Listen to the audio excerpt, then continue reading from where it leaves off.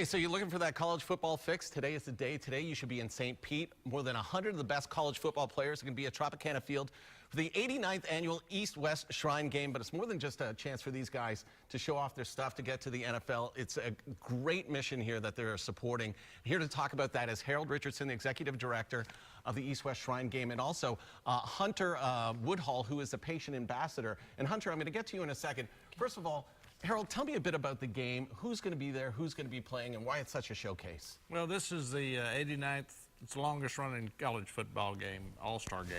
It's the 89th game.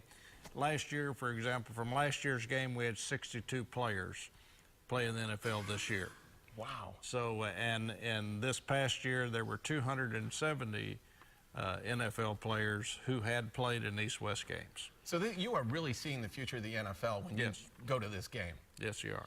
And the best part about this game is what it's helping to do. Tell us a bit about that. Well, the Shriners are a great organization. They have 22 hospitals. And to date, there are over 1 million kids that they've served at no cost to them. And it's just, which affects 4 or 5 million people in a real positive way. And it's pretty major stuff that these young people have. And it's great to be part of something that these players come in and they go to the hospital visit. And it affects them for the rest of their life.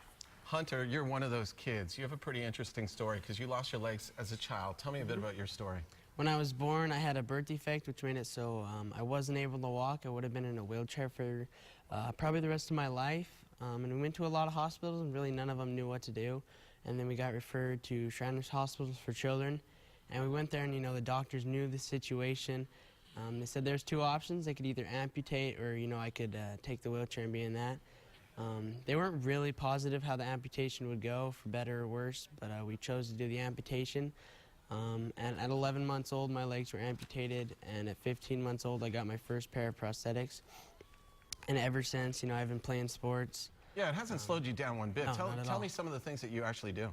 When I was younger, I, you know, played all the sports I could, but then as I got older, you know, sports take up more time.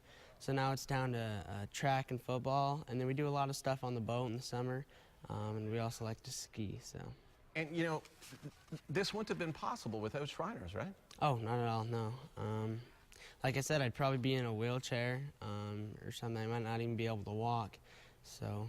It's an amazing story. And how many different types of legs do you have? Because it's a different, you were telling me just before, it's a different pair of legs for track and different pair of legs for football, isn't it? Yeah. So it'd be 3 pairs of legs. Wow. So, yeah. Which sport do you find you excel most at? Probably Say football, because we're pushing football right now. Football. Okay, sure. good.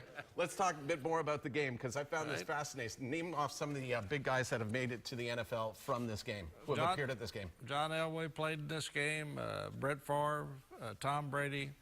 Last night we had Steve Atwater come into the Hall of Fame, was a defensive MVP here. That is the best advertisement of all to go see this game today. And this information, take a look at your screen right there. The game in St. Pete, gates open at 2 o'clock, kickoff 4 o'clock, tickets $15. So get there if you can. Ashley, back to you.